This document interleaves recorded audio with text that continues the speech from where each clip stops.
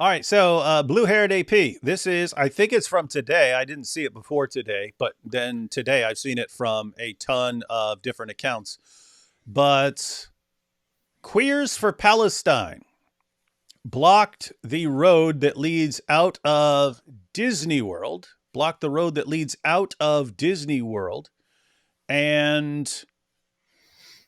didn't last long because it's Florida, and Florida's not going to put up with this stuff. If they'd done it in New York, this thing would have lasted like 10 hours and stuff before police figured out what to do. But it was in Florida, and they lasted 11 minutes. They lasted 11 minutes before police got them off the road.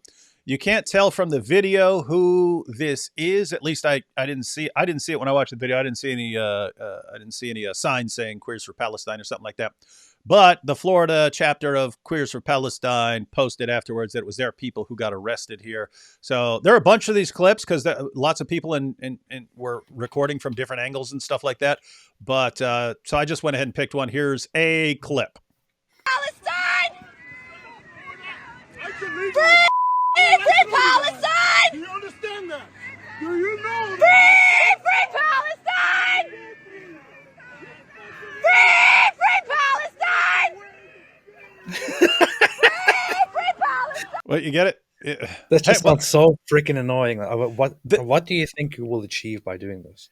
That's what he's asking them. He's like, you not realize, but just by ticking everyone off constantly, you're not winning anyone over to your side. You're making us not like you. Yeah. It is. And guys, this kind of sucks because now you have an entire generation that's, well, if we can't make our case in any other way, we're just going to scream like babies and throw tantrums and try to annoy you as much as possible until you do what we want. So that's imagine I was going around like how annoying this sounds. Free Palestine! Free Palestine! That's actually hold up. That's actually perfect. Okay, she'll do it and then you'll do it. Hang on. Palestine! Hang on. Free Palestine! Free Palestine! Do you know Free Palestine! Free Palestine! If I wasn't actually just watching you and I was just listening, I wouldn't be able to tell who's who. You are spot on, man. Five more years of us doing impressions, and you're going to be like Jim Carrey or something, man. But seriously, isn't this so bad? It's like I'm getting a headache just hearing that sound. Like it's kicking in immediately. It's like kicking in like faster than any drug or whatever it is. I don't know. It's like, yeah, I'm immediately getting a headache, immediately getting into angry mode when I hear that noise. And people actually think, I will go out there and we will block the streets and we will take out a sign and we will write Free Palestine on that and we will prevent people from driving and we will say Free Palestine and this will help. And then Israel's going to have a ceasefire and all the Jews are going to leave so all the Palestinians can go take over Israel. See, we're making a difference, everybody. We're making a big difference by blocking the road outside of Disney World. And this but it's like, I don't know. It's like, we don't know what to do. Therefore, we'll just do anything, even if it has zero hope of achieving anything we want, and we'll only tick other people off as long as we feel like we're doing something. That's all that matters, even if we're doing absolutely nothing. And even if we're harming, because guys, serious question, guys, name one actual Palestinian in Gaza or the West Bank who has ever been helped by these people right here. Just one. Name one person who's ever been helped. In fact, I would argue again that it's the opposite. That if the people of Gaza did not have these global cheerleaders cheering them on, that's right, from the river to the sea, to encourage them that the world is with them, I don't think they'd continue fighting, right? You'd realize, okay, they're way more powerful than us. There's nothing we could do. We cannot win this. We can't win by just going in and getting our stuff bombed in response. We can't win this. But when they do it and the entire world starts condemning Israel, they think, oh, okay, this is working. As a long-term strategy, if we keep attacking and keep fighting and keep getting bombed, yes, over time we're turning the world against Israel, and it's worth it. Why? Because people like that. So keep in mind, they're not helping any actual Palestinians. They're not helping anyone in Gaza. They're not helping anyone in the West Bank. They're not doing it. They're encouraging them to keep fighting, which continues the cycle of bloodshed. That's what these guys are doing. Let me tell you something. I know the people who need to hear this will probably not hear this, but people should probably tell this to those idiots. But no matter how much they protest, I'm not actually. I don't actually want to insinuate that they are protesting because they think they can make a difference. They're just protesting because it's a cool thing. It's in fashion right now. But honestly, no matter how much you protest, no matter how many celebrities protest, no matter how many people at the Eurovision protest, or how many people go out in the street and say "Free, free Palestine" and annoy some random regular middle class people in America who are just trying to get to work, or who are going to trying to go to the doctor or whatever it is. No matter what you do, there's probably one thing that you should know right now. In this war, Israel will not change their decision in the slightest. They will not care at all. And I don't care how bad this sounds to those idiots who think, oh no, this is a human rights situation. This is genocide. Genocide. People dying is genocide. People having a lifespan is genocide. You are idiots. It doesn't matter. You can do whatever you want. You can go out there. You can dance. You can get naked. You can dress up as dinosaurs, as terrorists, as doctors, whatever it is you want to dress up as. You can go out there and carry signs with "Free Palestine," "Free this," "Free that," "Death to this," "Death to that." It doesn't matter what you do. You can blow yourselves up. You can self-immolate. It doesn't matter what you do. Nothing at all will change Israel's policies. Israel will not change. They will finish the job. They don't care about your concerns right now. In fact, it's so bad. I mean, Netanyahu just went out and said, yes, it is. We need support. But even if we don't have the support, even if the Biden administration right now stops their support, we will still continue and we will finish this. This is what we're doing, because we will never, ever allow something like October 7th to happen again. We will finish this and it will be done once and for all. We don't care what you say. This is their attitude. So you can go and cry and protest as much as you want. Bunch of idiots. Yeah, and it's so weird to me. There's nothing that we can do to actually intervene in any way in the situation over there. And so we'll try to screw things up and make things suck for everyone else in the world who has nothing to do with it. Keep in mind, you go to Disney World with your kids and, hey, we're leaving Disney World. Free Palestine! Free Palestine! What do you think that dude in his car with his kids leaving Disney World is going to do to stop Israel? Like what? What do you think?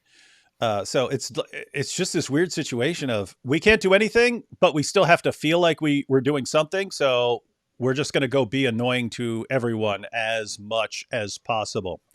So guys, this is Queers for Palestine, and that's a guy there calling them out. We'll go and watch the rest of this clip here. Free, free Palestine! Free Palestine!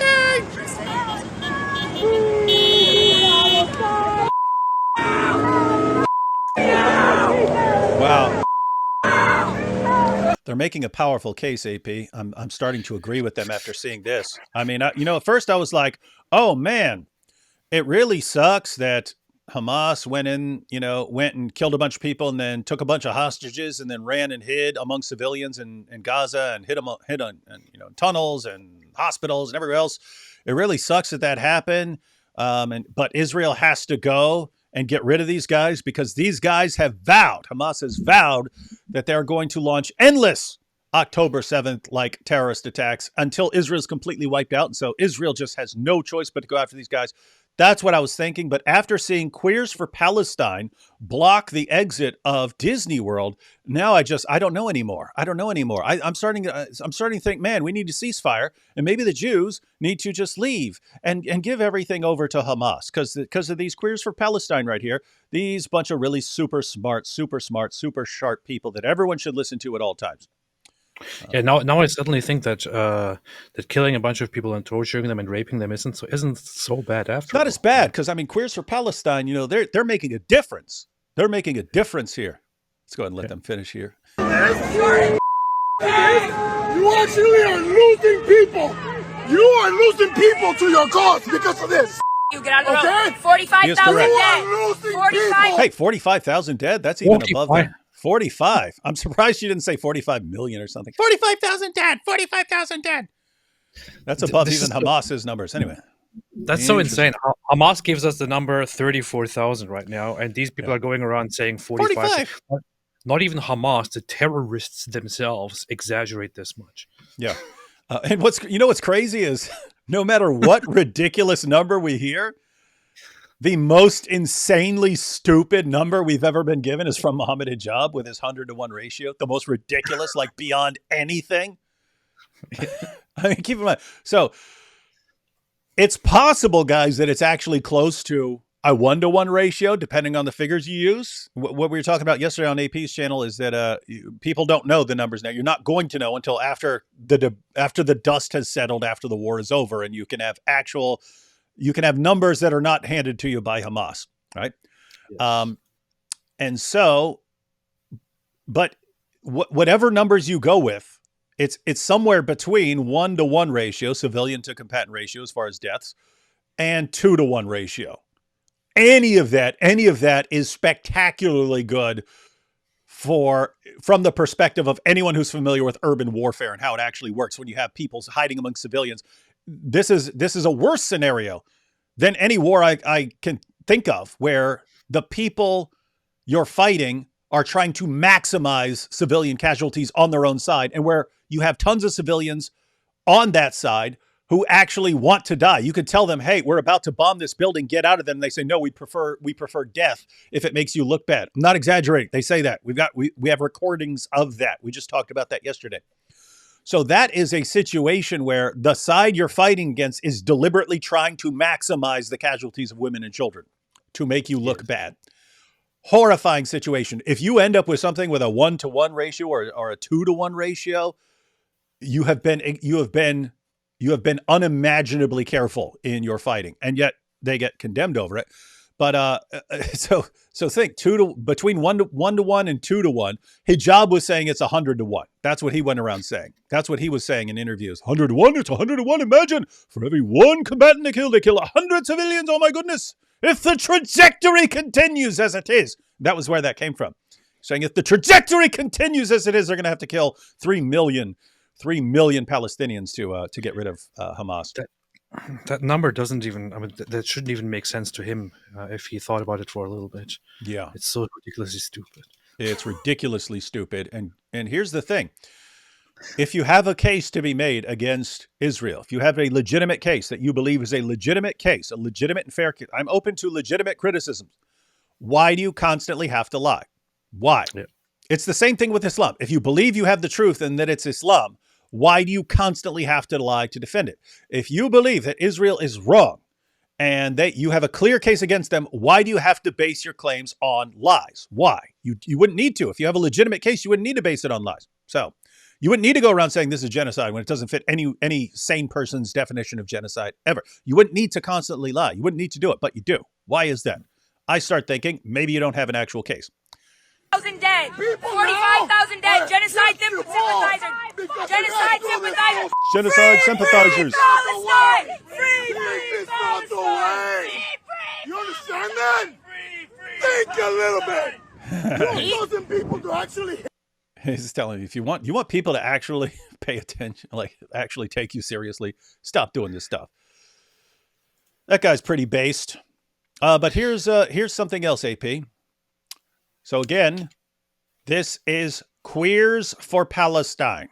This is Queers for Palestine. Condemning Israel, defending the Palestinians. Hey, P, you heard of Hassan Nasrallah? Yes. He's the leader of Hezbollah, one of the groups that constantly attacks Israel. Got this? Everyone ready for this? This is Hassan Nasrallah, leader of Hezbollah. It's his response to Queers for Palestine. Hey, Queers for Palestine, this is who you actually want in charge. You want Hamas and Hezbollah to defeat Israel and take over that land. That's what you want. This is what you're defending here. What do studies reveal? According to studies, whoever becomes embroiled in homosexuality cannot walk out of homosexuality. They're stuck. They really are. Even if they become aware, noticed, asked for forgiveness, repented, or even cried at night, they could become aware of their situation, ask for forgiveness, repent, and even fast. This was experienced by some people. I have heard of some people and know some others abroad. This happened to them. So he's saying that once you go gay, you never go back. He says even if you try, you repent, you try your hardest, you ask for forgiveness, and you cry. You cry all night. Oh, I'm gay. Please stop me. Please stop me from being gay. You cry all night. You seek forgiveness. And he says he knows people like this. So he's getting one thing right here, which is that, this, according to the studies, if you are gay, then it doesn't just go away. You don't just become ungay or straight. He's saying you can't pray the gay away. That's what he's saying. However, that's not 100% of the truth, because I've seen people, he's seen people, I've seen people, and so on. But what I'm guessing what your studies is, they've got like statistics, and I don't know what the statistics are, but suppose they show like 89% of people who try to ungay themselves fail, and they just realize, nope, we're still gay. Something like that. Yes. Right? Yeah. So if you are gay, then you are gay. There is no changing that. You can, of course, by learning, change. You said by. Yeah, you can learn. AP encourages gay people to engage in by learning. He said by learning. You can learn not to practice that. You can learn to be different, or to do different things, or to not act on that. But if you are gay, you are gay. That's what the studies that he's talking about say. It's not, however, such a thing that it's like a disease that you get afflicted with, and then there is no cure anymore. That's not really how it. But that's what he's going to say. So let's see what he's going to say. So this happened to them. He's saying he knows some people. Hey, Hassan, what are you doing hanging out with all these gay dudes, huh? Yeah, what's fun? Yeah, what's up? And yes, I was in a room with a gay man just the other night, and he showed me that he's still gay. This happened to them. They became aware of it, started praying at night, crying, fasting, etc. But to no avail. They are stuck. Now, concerning such crimes that destroys the families and society, we have crucial provisions in Sharia. But here's the difference, because a point should be mentioned here. If a person commits adultery, so he's breaking down Sharia here. If a person commits adultery, may it be a man or a woman, it doesn't matter, man or woman, if you commit adultery, if the trajectory continues as it is, and someone commits adultery, man or woman, if they committed adultery and were unmarried, they shall be flogged. Yes, that is correct from a Sharia perspective. So in other words, if you have sex with someone, that person is married, but you're unmarried, you get flogged. And if they were married, in accordance with the ruling of a judge, they shall be killed. So yes. So guys, two people have sex. The punishment depends on whether you're married or not married. If you're not married, you get flogged. If you're married, you get stoned to death. In case of homosexuality, no distinction. Huh? What's that? What if three people? Just kidding. Go on. Okay. So, pervert. You destroyed the rhythm. You destroyed his flow. He goes, okay. In case of homosexuality, Queers for Palestine, he's talking about you. In case of homosexuality. So what did he just say? If you're a man, whether you're a man or a woman, if you have sex with someone outside of marriage and you're not married to anyone, then you get flogged. If you are married, you have sex with someone who's not your marital partner, then you will be executed. In case of homosexuality, there's no distinction. No distinction is made between an unmarried and married person. In case of homosexuality, even if they were unmarried, they shall be killed. Based. So flogging is not an option. You'll just be executed according to Sharia. Queers for Palestine wants this guy and his followers somehow, along with Hamas, who have the exact same view. They have the exact same view. They want those people taking over Israel.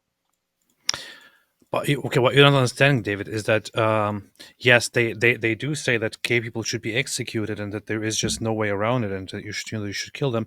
But they're only saying that because of the Zionist oppression, because of the apartheid, because they're being oppressed and all that.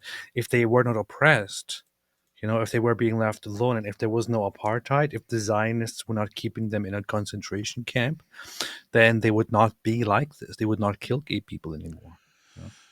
Yeah, they would. Free Palestine! Free Palestine! Yeah, if you gave them everything they want, suddenly that would discourage them from actually implementing Sharia. Isn't this amazing? I mean, you don't have to. It's not like there's like all this difficult research to be done. Yeah, you can open up any book on Sharia, on Islamic law. You can open up the Hadith. This stuff is not hard to find. You can listen to what they say. You can read articles on when they actually do it. You know what these guys will do to gay people. And what do gay people do? Free Palestine! Free Palestine! We want Israel wiped out so Palestinians can take over and kill all the gay people. Hey, that's us! Yay! Woohoo! Stupid! That's a good sound. All right. I really wonder what these people would say. If you went to a march, or I guess to a protest, and these people were around, and you approached them and said, "Do you know that in these places, the people you are defending and standing up for actually kill gay people, and they say gay people should be killed? Here are a few examples." They would probably come at you with like, "Oh, get out of here! Every religion, every culture, this and that." But if you actually removed them from the place of, from the situation, from all the stress and the excitement of being part of a protest, and just sat them down and said, "Hey, listen. I know you think that there is a humanitarian situation. I know you think that there is oppression going on. I know that you would think you are standing up for the right thing here. But the very people who are telling you about oppression actually believe that you, if you are under their rule, should be executed. Don't you think that there's probably something wrong on that very side that you are supporting?" I really wonder how these people would respond. Yeah, I'd like to see that kind of interview. I don't know if anyone's done it, but how's no one doing this? Wherever Queers for Palestine is going, go up to them with a microphone or a cell phone or something like that, and just show them a couple videos. Say, hey, these are what these guys are saying they want to do, and here's what Sharia says, and you're saying you want these guys to win. Why would you want people to win who openly admit that as soon as they win and get power, they're going to kill people like you? Why? Why would you want that? Why would you think that's a good idea? And the answer is you've just been programmed with this Western victim mentality where all victims are we're all together. All the victims are all together. So if you're LGBTQ community, you're a victim of society. But the Palestinians are also victims. So you're on the same side, even though they would gladly kill you all. And you think that, but somehow you're all victims, and so you're on the same side. Even though if they were not victims and they rose to power, they would kill you. You'd be executed. It's called intersectionality, and it's just stupid, very, very stupid. Stupid! Exactly like that.